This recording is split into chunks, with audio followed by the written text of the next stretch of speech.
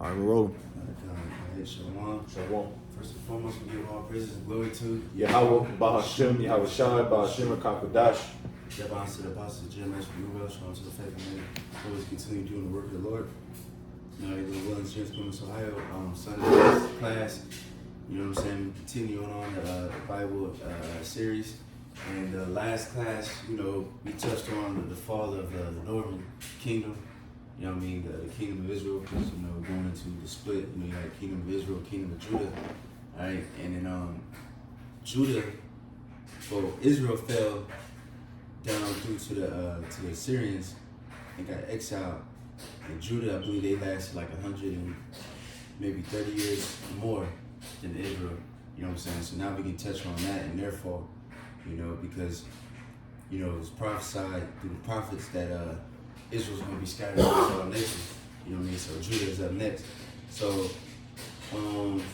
first we can go to 2 Kings 18:1. We can look at that, then we go to the article.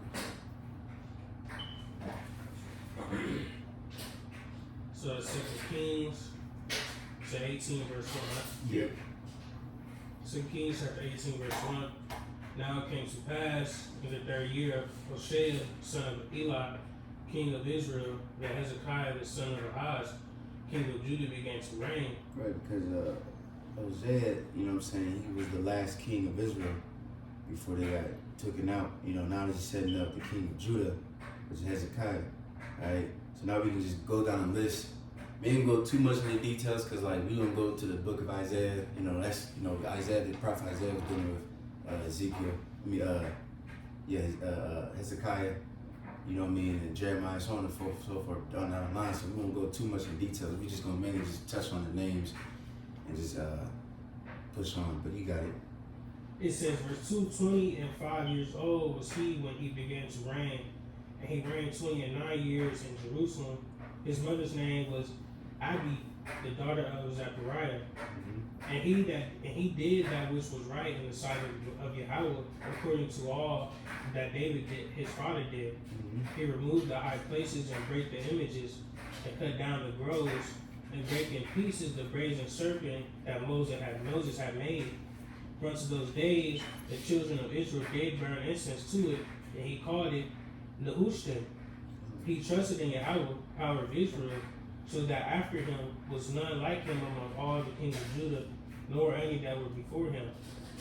For he clave to Yahweh and departed not from following him, but kept his commandments which Yahweh commanded Moses. And Yahweh was with him, and he prospered whithersoever he went forth. And he rebelled against the king of Assyria and served him not. Right, and real quick, you know, just to summarize for the sake of time, like I said, we can go into more detail maybe when we go into the book of Isaiah. But so the Syrians, after they exiled Israel, they try to fuck with Judah, you know what I mean, and seized the city. And the Lord, you know, through, you know, the prophet Isaiah, you know, gave the breakdown to the king Hezekiah, and they was able to stand strong and not get taken down by the Assyrians, and they eventually left. Alright, and it was cool for a minute. Then you have a few other kings, and then the Babylonians, they came. You know what I'm saying? So real quick, can you skip down to 2 Kings 21 and 1? So 2 Kings 21 verse 1 says, Manasseh was 12 years old when he began to reign, and reigned 50 years in Jerusalem. And his mother's name was Hephzibah. And he did that which was evil in the sight of Yahweh, after the abominations of the heathen, whom Yahweh cast out before the children of Israel. Right. So that's the son. That's the next one that ruled, right?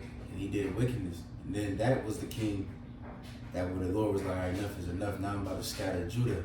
Because that, you know, he was killing innocent people, and you know, Lord willing, we can go more into that later. But yeah, that king was wicked as hell. So the Lord was like, okay, now I'm about to scatter Judah. And you know, and then so next after that, let's go to 2 Kings 22 and 1. So 2 Kings 22 verse 1. Josiah was 8 years old when he began to reign, and he reigned 30 years in Jerusalem. And his mother's name was Jedidah, and the daughter of Agaiah, of Boscath. And he did that which was right in the sight of Yahweh, and walked in all the way of David his father, and turned not aside to the right hand or to the left. Right. And then we're going to read the articles and go more in detail into that king. That's a very important king. Matter of fact, we can stop there because a very important battle that he took place in is going to lead all to the fall of Israel and all that, or Judah, I should say. You know what I'm saying? So now we're willing. Now we got those kings set up. Now we can go to the article and just continue on that. All right. This is the article. It says the fall of Judah's ancient kingdom's downfall. I'm going to jump down to the paragraph of introduction, setting the stage for the fall of Judah. The kingdom of Judah entered a period of turmoil marked by geopolitical instability and spiritual decay. Following the King Solomon's death in 931 BC, the united monarchy split into the kingdom of Israel and Judah. This division led to deep divisions among the Hebrews. By 722 BC, the Assyrians conquered the northern tribes of Israel due to their idolatry and rebellion against the Most High. Judah, however, managed to remain independent, but his downfall was imminent. Both kingdoms played crucial roles in the biblical narrative as detailed in the books of Kings and Chronicles. Right, and real quick, I was watching this dude last night. We got a good, let me see, I think I put it in the Telegram. Let me see his channel name real quick. He made a good video on that, because the Assyrians too, they have tablets, you know what I mean? So just to prove that the scriptures are true, they got tablets of the Assyrians actually writing about these different things that happen in the Bible too, about us being destroyed in certain battles and being exiled and all that. All right, but it's this dude's channel. His name is History with CY. All right, and then the channel, I mean the video name is called Ancient Israel and Assyria, Early Accounts, and the early encounters in the Levant. Right, so that's a really good video. Like I said, it shows you actual historical proofs of. It shows you all different sides. It shows you the writings of the Syrians, the writings of the Babylonians, and of course the Israelites. And it goes into all these important battles that we're going to speak about. Yeah, that's funny too, because even if you try to, I even try to do some history or research on the Assyrian captivity with with Israel, and you can't really find documentaries on those. You can find a lot of Babylonians, a lot of Southern tribe documentaries, but you cannot find a lot of those Assyrian when the northern tribes was in Assyria. You can't. You got it. It says, in the late 7th century, the region witnessed significant events. The battle in June of 605 BC saw Babylon defeat Egypt, cementing its control over Palestine. This was followed by a Jerusalem siege by Nebuchadnezzar in early August of the same year. Right, so real quick, so what was they talking about? He said a battle, what did he say? The battle in June 605 BC saw Babylon defeat Egypt. All right, now that was very important. That was prophesied in the scriptures. Now, can we get Jeremiah 46, and then let's get 2 Kings. We probably get 2 Kings first. I'll get Jeremiah. Come on. Let me see. It was the King Josiah.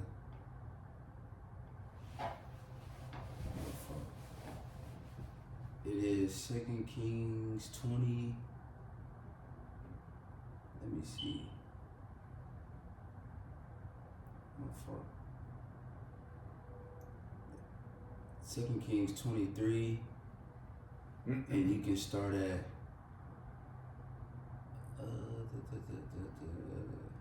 28. So 2 Kings 23, starting at verse 28, it says, "Now the rest of the acts of Josiah and all that he did, are they not written in the book of the Chronicles of the kings of Judah? In his days, Pharaoh Nekhah, king of Egypt, went up against the king of Assyria to the river Euphrates, And King Josiah went against him, and he slew him in Megiddo when he had seen him. And his servants carried him in a chariot dead from Megiddo and brought him to Jerusalem and buried him in his own sepulchre. And the people of the land took Jehoahaz, the son of Josiah, and anointed him and made him king in his father's stead. Right. So now this the Pharaoh, you know what I'm saying? At this time, so of course, like we said, we was going into Assyrian captivity, right? How they took over Israel. Now at that time, Assyria, they was the what's it called? Like the dominant force over everybody. They was ruling the world pretty much. So then they started losing their power. You know, they started fighting amongst each other, and things like that. Then of course Babylon, they started, you know, taking over land and shit like that. And then this battle right here, this Egypt Pharaoh, he was about to go to cross through Israel, because he got to go through us to get to I think they was going to a battle in Syria to go help the Syrians. Going towards Palestine. Yep. And then so King Josiah, he got in the middle of it, and you know what I mean, trying to stop it. But then he ended up getting killed, and then they pretty much continued on and helped the Syrians, and they ended up losing. And then that's when Babylon took over the Levant area, and then Egypt, they lost their power. You know, they just stayed back. You know what I mean? And the Assyrians, they started losing more and more. You know what I'm saying? So this is a very important battle. Yeah. Oh no, I was just thinking of this history, because Egypt's already destined to fall, Mm-hmm. because how they had us in slavery, and they was already losing ranks. Yep. Real quick, let me see if I might read a little bit in the Wikipedia, just real quick. Wikipedia, it says Battle of Megiddo is recorded as having taken place in 609 BC, when Pharaoh Necho II of Egypt led his army to Karchemish, northern Syria, to join with his allies the fake Neo-Assyrian Empire against the surging Neo-Babylon Empire. This required passing through territory controlled by the kingdom of Judah. The Judean king Josiah refused to let the Egyptians pass. The Judean forces battled the Egyptians at Megiddo, resulting in Josiah's death and his kingdom becoming a vassal state of Egypt. The battle is recorded in Hebrew Bible, First Esdras, and the Jewish historian Josephus, right? So now after they lost, matter of fact, it's going to continue. The king, Pharaoh, pretty much made Israel a vassal state. All right, so now you can continue in that Second Kings. So 2 Kings 23 and verse 31. Mm-hmm. It says Jehoahaz was 23 years old when he began to reign, and he reigned 3 months in Jerusalem. And his mother's name was Hamutal, the daughter of Jeremiah of Libnah. Mm-hmm. And he did that which was evil in the sight of Yahweh, according to all that his fathers had done. And Pharaoh Necho put him in bands at Riblah in the hand of Hamath, that he might not reign in Jerusalem, and put the land to a tribute of 100 talents of silver and a talent of gold. Mm-hmm. And Pharaoh Necho made Eliakim, the son of Josiah, king in the room of Josiah his father, and turned his name to Jehoiakim, and took Jehoahaz away, and he came to Egypt and died there. And Jehoiakim gave the silver and the gold to Pharaoh, but he taxed the land to give the money according to the commandment of Pharaoh. He exacted the silver and the gold of the people of the land, of everyone according to his taxation, to give it to Pharaoh Necho. Mm-hmm. Jehoiakim was 25 years old when he began to reign, and he reigned 11 years in Jerusalem. And his mother's name was Zebudah, the daughter of Pedaiah of Ramah. And he did that which was evil in the sight of Yahweh, according to all that his fathers had done. Right. So now we can go to chapter 24, but let's hold that though. And that's when Babylon comes in. So you see not Israel, but the kingdom of Judah, they started losing power more and more. They became a vassal state of Egypt. And then now they're about to become a vassal state of Babylon until they rebel again, and then Babylon destroys Judah. But we can get into that. But first, let's go into that Jeremiah 46, because that was the prophecy of that battle that took place between Egypt and Babylon. You want to start at the top? Yes, sir. Yep. It's Jeremiah 46, verse 1. The word of the Lord Yahweh, which came to Jeremiah the prophet against the Gentiles, against Egypt, against the army of Pharaoh Necho, king of Egypt, which was by the river Euphrates, in Carchemish, which Nebuchadnezzar, king of Babylon, smote in the 4th year of Jehoiakim, the son of Josiah, king of Judah. Mm-hmm. Order ye to buckler and shield and draw near the battle. This is harness the horses and get up ye horsemen and stand forth with your helmets. Furbish the spears and put on the brigandines. Wherefore have I seen them dismayed and turned away back, and the mighty ones are beaten down and are fled apace, and look not back for fear around about, saith the Lord. It says, let not the swift flee away, nor the mighty man escape. They shall stumble and fall toward the north by the river Euphrates. And can you skip down to 12? Yep, verse 12. The nations have heard of thy shame, and thy cry hath filled the land, for the mighty man have stumbled against the mighty, and they are fallen both together. Mm-hmm. The word that the Lord spake to Jeremiah the prophet, how Nebuchadnezzar, king of Babylon, should come and smite the land of Egypt. Mm-hmm. It says, declare ye in Egypt, and publish in Migdol, and publish in Noph, and in Taphnes. Say ye, stand fast and prepare thee, for the sword shall devour round about thee. Right. So it's just poetic speak, just going into the Egypt getting defeated. You know what I mean? Like I said, that was a very important battle, and then now that was pretty much again that was the shift of Assyrian power and rule to Assyrian and also Egypt power rule to Babylonians. You know what I'm saying? And Judah's in the midst of all of it, playing tug of war, so to speak. Yeah. Yeah, because that whole area, that Levant, that little area, Israel and was it Palestine, Egypt, Syria, some parts of that. All that's a very important part of the earth. You know what I mean? But now we can go back to the article. We'll read a little bit on that. So back at it.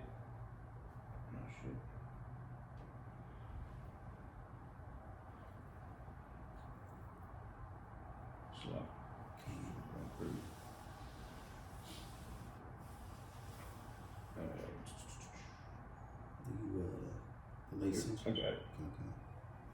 Okay. All right, back at it. This is Babylon's rise led to deportations from Jerusalem with the first in 605 BC, followed by others in 597 BC and 586 BC. These deportations worsened Judah's situation, culminating in the destruction of Jerusalem and Solomon's temple. In 586 BC, this event showcased Babylon's power and the consequences of ignoring divine commands. The last 4 kings of Judah, Jehoaz, Jehoiakim, and Zedekiah, ruled with defiance and ignored prophetic warnings. Their reigns were a stark contrast to earlier times when the nation sought spiritual reform. Despite the dire circumstances, the biblical account highlights the Most High's mercy and faithfulness. Even during the siege and exile, figures like Daniel and Ezekiel offered hope and guidance to the captors. The Chronicles conclude with Cyrus' proclamation, signaling a time of restoration and the rebuilding of the temple. The fall of Judah's historical context is vital for grasping its captivity's broader implications. These events fulfilled prophetic warnings and influenced the spiritual and cultural identity of the Jewish people during and after the Babylonian exile. Right. And then, so Lord willing, let me read this real quick. This is like an overview of the Babylonian exile Judah in waves. This is simple Google search. It says key events and dates. First deportation, it says 605 BCE. Daniel and other young nobles taken to Babylon. The second one, it says 597 BCE. King Jehoiachin and many skilled people exiled after a siege of Jerusalem. And the final one, it says Nebuchadnezzar destroys Jerusalem and the first temple. The remaining population exiled, ending the kingdom of Judah. So now, Lord willing, let's get the precepts of that. What was that? 1 Kings 21? I mean 24 and 1. 2 Kings. Yep. Let's look at 2 Kings chapter 24, verse 1. It says, in his days Nebuchadnezzar, king of Babylon, came up, and Jehoiakim became his servant 3 years. Then he turned and rebelled against him. Yahweh sent against him bands of the Chaldees, and bands of the Syrians, and bands of the Moabites, and bands of the children of Ammon, and sent them against Judah to destroy it, according to the word of Yahweh which he spake by his servants the prophets. Surely at the commandment of Yahweh came this upon Judah, to remove them out of his sight for the sins of Manasseh, according to all that he did, and also for the innocent blood that he shed, for he filled Jerusalem with innocent blood, which Yahweh would not pardon. Right. Now can you go to verse 7? Yep. Jump to verse 7. And the king of Egypt came not again any more out of his land. For Right. the king, See, matter of fact, keep going. for the king of Babylon had taken from the river of Egypt unto the river Euphrates all that pertained to the king of Egypt. Right. So he says that Egypt came out of his land again, because again, that just proves further the scriptures, because that's when that battle, Babylon became dominant over that little area, the little Middle East part area, the Levant. You know what I'm saying? And now, Assyria and Egypt lost their power. You see, but you got it. And then Egypt fell again. I think the Persians fought with them, and then the Greeks. I think that's when the Greeks, when they attacked and took over. Yeah, they're just getting fucked up. They just took mad L's after that. What's his name? Ptolemy. That's why a lot of people think that what's her name? Oh, he said that Cleopatra was a nigger woman, but no, she was a so-called white lady. Yeah. You know what I mean? She was just took over the Egyptian people. You see, but you got it. Back in. Mm-hmm. Verse 8, it says, Jehoiakim was 18 years old when he began to reign, and he reigned in Jerusalem 3 months. And his mother's name was Nehushta, the daughter of Elnathan of Jerusalem. And he did that which was evil in the sight of Yahweh, according to all that his father had done. At the time, the servants of Nebuchadnezzar, king of Babylon, came up against Jerusalem, and the city was besieged. And Nebuchadnezzar, king of Babylon, came against the city, and his servants did besiege it. And Jehoiakim, the king of Judah, went out to the king of Babylon, he and his mother and his servants and his princes and his officers. And the king of Babylon took him in the 8th year of his reign. And he carried out thence all the treasures of the house of Yahweh and the treasures of the king's house, and cut in pieces all the vessels of gold which Solomon king of Israel had made in the temple of Yahweh, as Yahweh had said. And he carried away all Jerusalem and all the princes and all the mighty men of valor, even 10,000 captives, and all the craftsmen and smiths. None remained save the poorest sort of the people of the land. And he carried away Jehoiakim to Babylon, and the king's mother and the king's wives, and his officers, and the mighty of the land. Those carried he into captivity from Jerusalem to Babylon. And all the men of might, even 7,000, and craftsmen and smiths 1,000, all that were strong and apt for war, even them the king of Babylon brought captive to Babylon. And the king of Babylon made Mattaniah his father's brother king in his stead, and changed his name to Zedekiah. Right. And I believe, this is the last king of Judah before they completely fell. But you got it. So Zedekiah was 21 years old when he began to reign, and he reigned 11 years in Jerusalem. And his mother's name was Hamutal, the daughter of Jeremiah of Libnah. And he did that which was evil in the sight of Yahweh, according to all that Jehoiakim had done. For through the anger of Yahweh it came to pass in Jerusalem and Judah, until he had cast them out of his presence, that Zedekiah rebelled against the king of Babylon. Right, so he rebelled against the king of Babylon, so now they're going to come again and attack. And let me see. So now, Lord willing, let me see. You can go back to the article, but we can skip down to, you skip down to where it says Babylon's rise to power. Alright. Back at the same article, coming down to subcontext, Babylon's rise to power. The Neo-Assyrian Empire, once the dominant force, began to decline due to geopolitical shifts. Ashurbanipal took the throne in 669 BC, expanding Assyria's borders and conquering Egypt. In 671 BC, yet this victory is brief as Assyria faced growing threats from Babylon.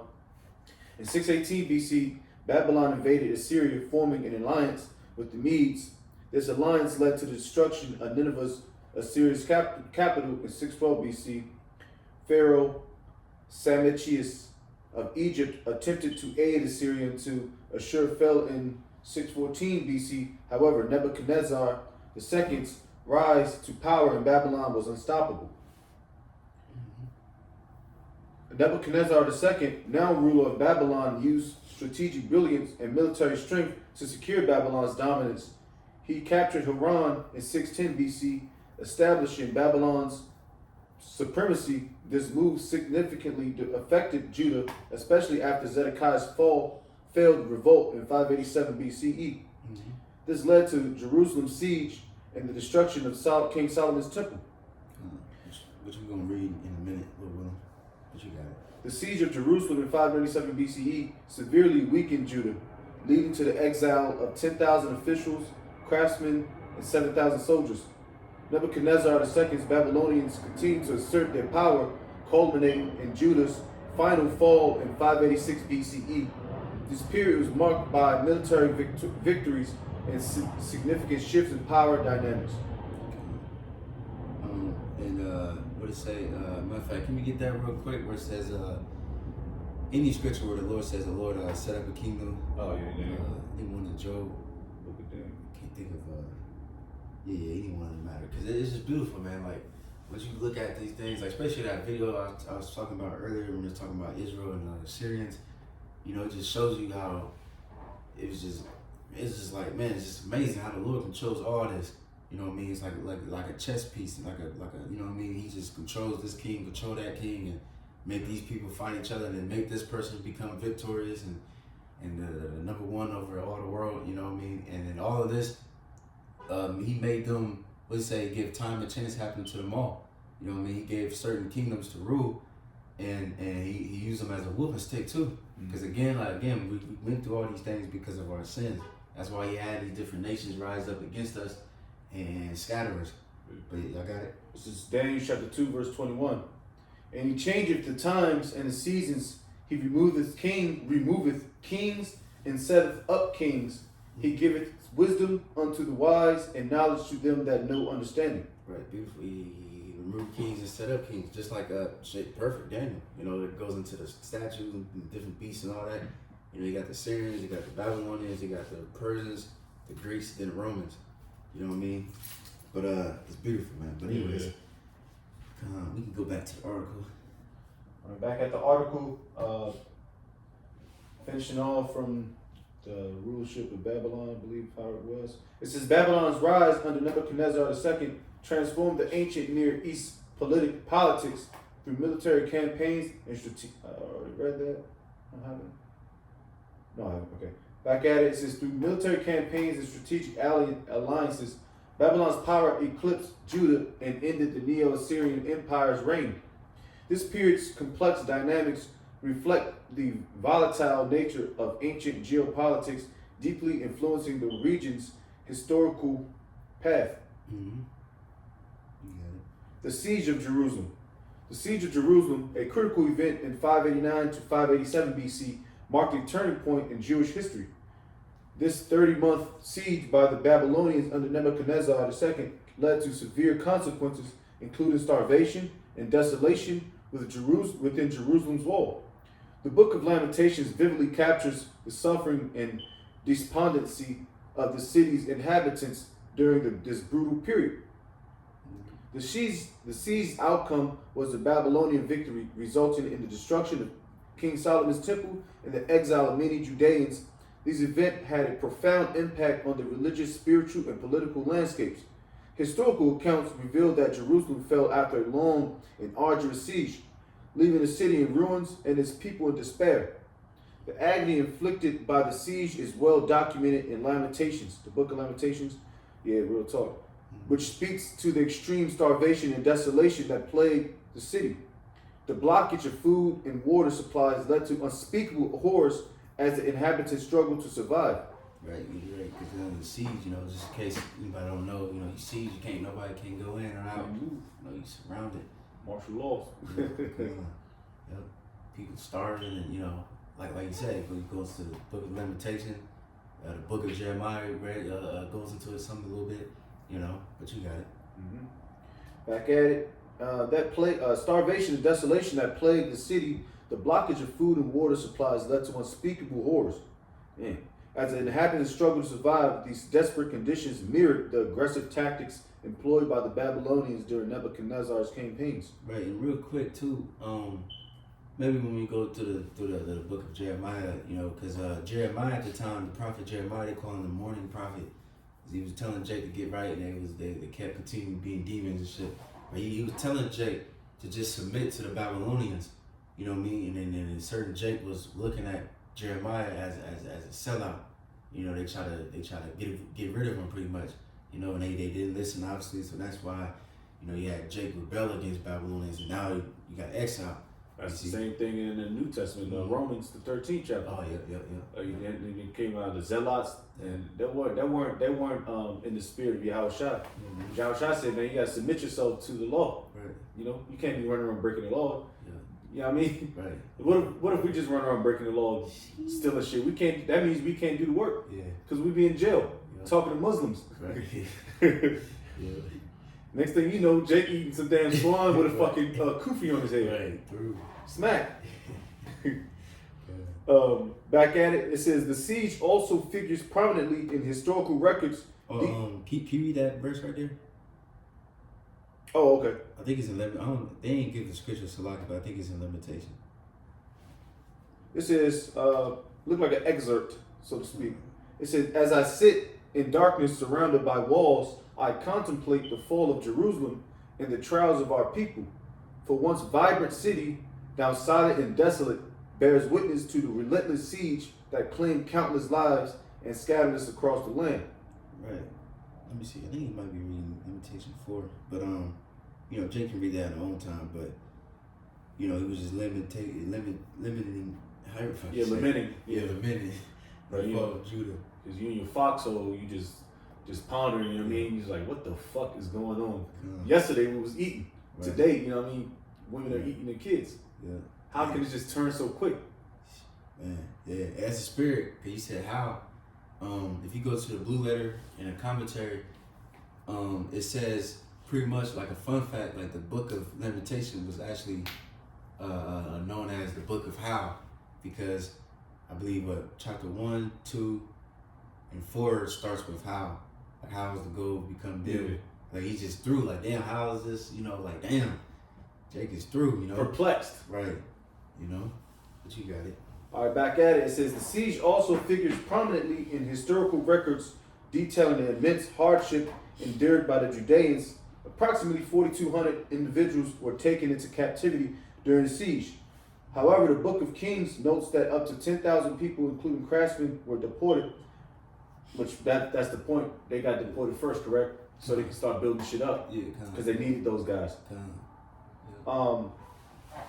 Back at it, since people, including craftsmen, were deported, the immense human toll further underscores the severe impact of the siege on the population. In conclusion, the siege of Jerusalem serves as a grim reminder of the city's torment and the immense suffering faced by its people. The destruction brought by Nebuchadnezzar's campaigns reverberates through history, forever shaping the narrative of a once grand city reduced to starvation and desolation. Let me see. You keep going. We can probably got like 2 more paragraphs to go. Right. This is the fall of Judah.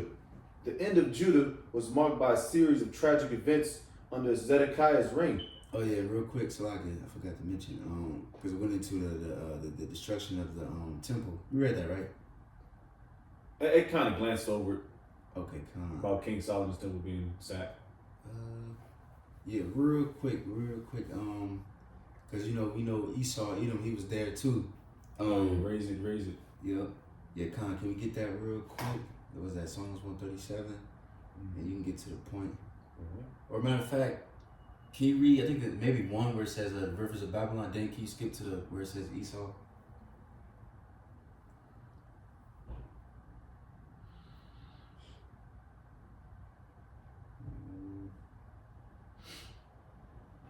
This is Psalms chapter 137, verse 1. By the rivers of Babylon, there we sat down, yeah, we wept when we remembered Zion. All right, and then you want me to jump down? Con, yeah, I think it's 7, I believe. Verse, yeah, 7, 8. This is verse 7 out of Psalms 137. It says, remember, O Lord, the children of Edom in the day of Jerusalem, who said, raise it, even to the foundation thereof.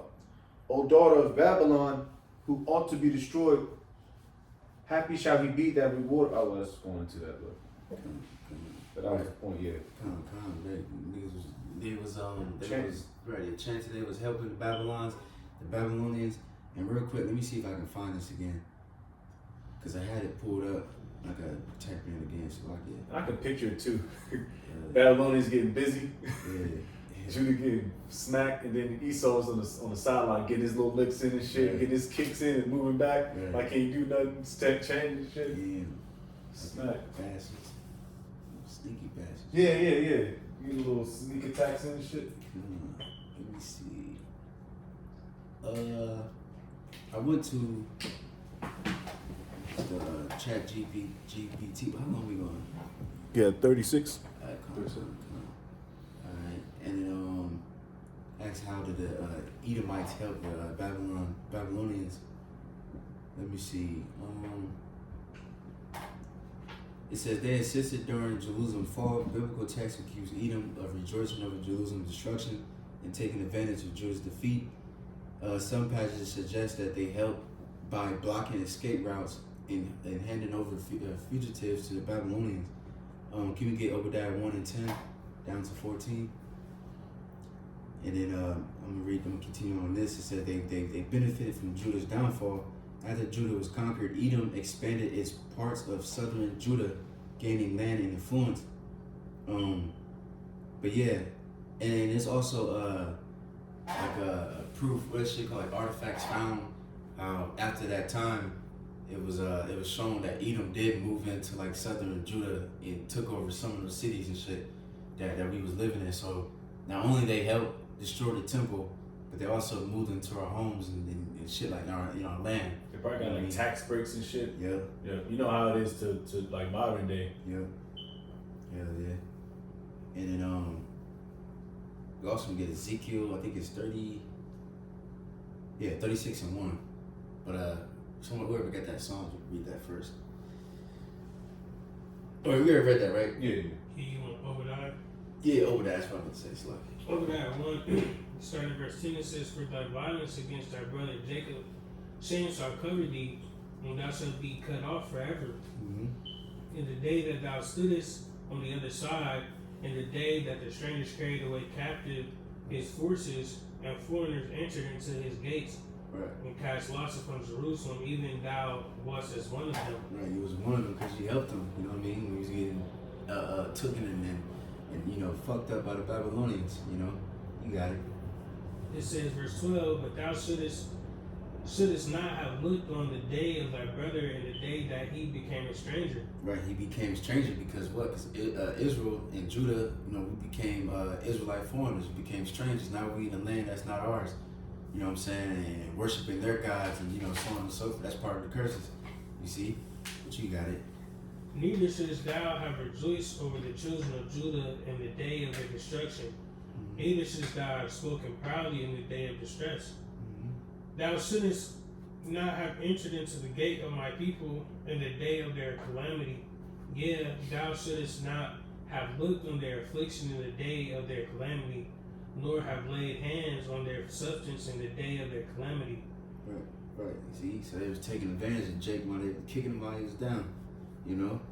Probably because of revenge. And, Esau, he always had a problem with Esau, But Lil Willin, that was it? You said you went to verse 14, right? Yeah. Verse 14 says, "Neither shouldest thou have stood in the crossway to cut off those of this that did escape, neither shouldest thou have delivered up those of his that did remain in the day of distress." Right, see, so that shows you right there. There was the Jacob trying to escape, run away and shit, and they get captured by these damn Edomites and brought to the Babylonians, you know, things like that, you know. But now we can go to Ezekiel 36. Ezekiel chapter 36 at the top.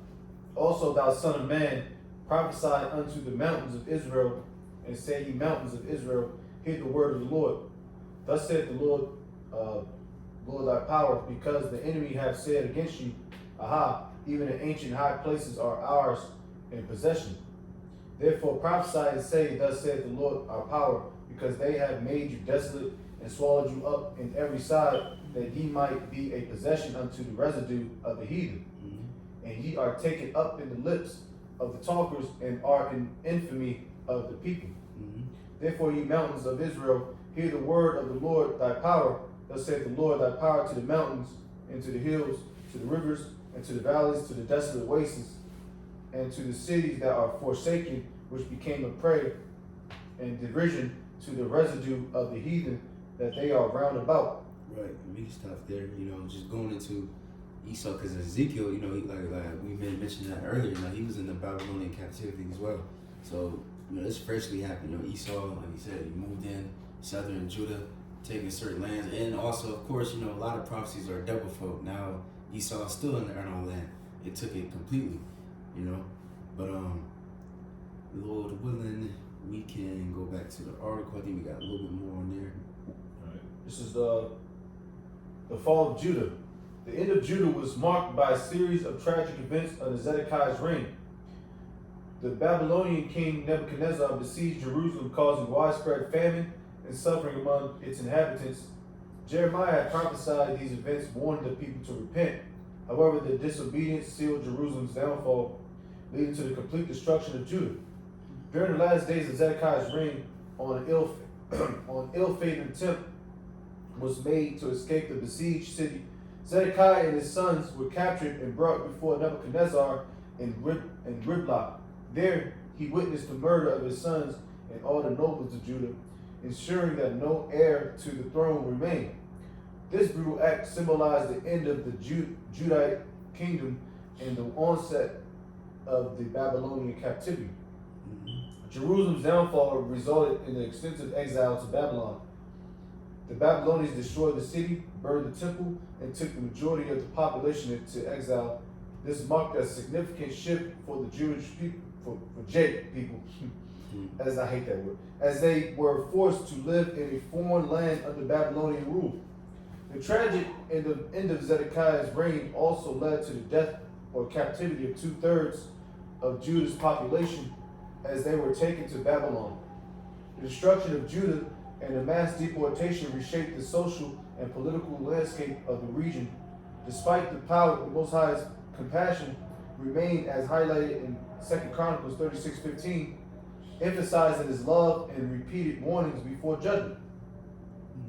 Interestingly, Jeconiah, a former king of Judah from the Solomonic line, was later restored to honor by Nebuchadnezzar 37 years into the exile. Jeconiah was given the title king along with other captive rulers, although he never ruled Judah again.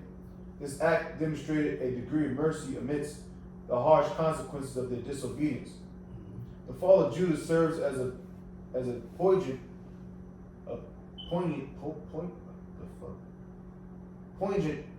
reminder of the Most High's sovereignty and justice. The destruction of Babylon was a means to an end, preparing the Most High's people for his ultimate purposes, according to 2 Chronicles 36:17-20. With Jerusalem and its temple in ruins, the focus shifted from the physical city to the spiritual faith and resilience of the exiled community. Right, and real quick, we're gonna probably read one more, the Babylon captivity right under that. But first, let's read 2 Chronicles, the last chapter. You can start at me see, 36 and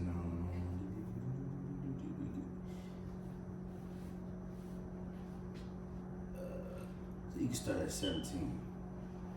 So Chronicles 36 and verse 17, it says, Therefore they brought upon them the king of the Chaldees, who slew their young men with the sword in the house of their sanctuary, and had no compassion upon young man or maiden, old man, or him that stooped for age. He gave them all into his hand, and all the vessels of the house of the Most High, great and small, and the treasures of the house of Yahweh, and the treasures of the king and of his princes, all these he brought to Babylon. And they burnt the house of the Most High, and brake down the wall of Jerusalem, and burnt all the palaces thereof with fire, and destroyed all the goodly vessels thereof. And them that had escaped from the sword carried he away to Babylon, where they were servants to him and his sons until the reign of the kingdom of Persia, to fulfill the word of Yahweh by the mouth of Jeremiah, until the land had enjoyed her Sabbaths. For as long as she lay desolate, she kept Sabbath to fulfill 70 years. Now in the first year of Cyrus, king of Persia, the word of Yahweh spoken by the mouth of Jeremiah might be accomplished. Yahweh stirred up the spirit of Cyrus, king of Persia, that he made a proclamation throughout all his kingdom, and put it also in writing, saying, Thus saith Cyrus, king of Persia, all the kingdoms of the earth hath Yahweh power of heaven given me, and he hath charged me to build him a house in Jerusalem, which is in Judah, who is there among you of all his people. Yahweh, his power be with him, and let him go up. Right, so now that's going to lead into the Persian Empire, you know what I'm saying? You know, but Lord willing, we can touch on the next one, because the next book after this, because pretty much I forgot to mention too, because we start off in Samuel, and you know, a lot of these stories is just repeated in like Kings and Chronicles, stuff like that. So kind of really went over Samuel, Kings, and Chronicles all in one, you know what I'm saying? So now, Lord willing, next video we can go into Ezra, which is the next book. But Lord willing, we can just end it off, just read that Babylon captivity, and then we can stop there. Alright. Subtitle: The Babylonian Captivity. The Babylonian captivity was a pivotal time for the Jake diaspora, lasting from about 607 BC to 537 BC under King Nebuchadnezzar II's rule. Thousands were forcibly moved to Mesopotamia after the siege of Jerusalem in 597 BCE and the city's destruction in 587 BCE. These deportations happened in several waves, showing differences in biblical accounts about when and how many were exiled. During the exilic period, Jerusalem was destroyed, but parts of Judah remained inhabited. The Jewish community, the Jake community in Mesopotamia, known as the Golah, survived until today and greatly influenced the Jake diaspora. This community's legacy is seen in the lineages of Iraqi, Jake Persian, Jake Georgian, Jake Bukharian, Jake and Mountain Jake groups. Right, so that proves too right there. You know, Yeah. Jake everywhere. Yeah. Scattered. It says, the Babylonian captivity lasted about 70 years, ending in 537 BC, when King Cyrus of Persia allowed the Jews to go back to Jerusalem. This event marked the start of post-exilic Jake life with the building of the Second Temple in Jerusalem around 537 BCE in the Persian province of Yehud Medinata.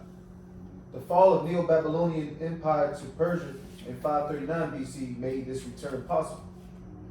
The Babylonian captivity deeply affected the Jake nation's psyche. Exiles faced very social and economic conditions, but their faith and culture were transformed. This period led to a faith revival and significant religious developments in post-exilic Jake life. And we got a list. You gotta read the list. Matter of fact, yeah, we cool. We probably read the list another time. But yeah, man, it's pretty much stop there, Lord willing, because again, you know, next up is gonna be the Persian captivity, you know. But also just real quick, just some couple fun facts during this time. When all Israel got Judah, Salaki, they got exiled, you know, like I said, the poor of the land stayed. But Jeremiah also, he decided to stay too. He had a choice. The king gave him a choice whether to stay or not. He decided just to live with the people. And also during the Babylonian captivity, when Jake was in Babylon and all that shit, they were saying like a lot of Jake was like focused on, you know, pretty much writing the scriptures. You know, the scriptures were already written at that time, but people was making it better. Like, you know what I mean? There was refining. Yeah, throughout it. Couldn't think of a word.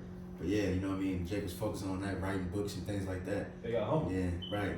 You know, and then when Jake came back to the land, you know, Ezra and Nehemiah and things like that, we're gonna touch on them. You know, they pushed the law and, you know, pretty much getting Jake back in the spirit, building the temple, building the walls back up, and then we finally got our heritage back.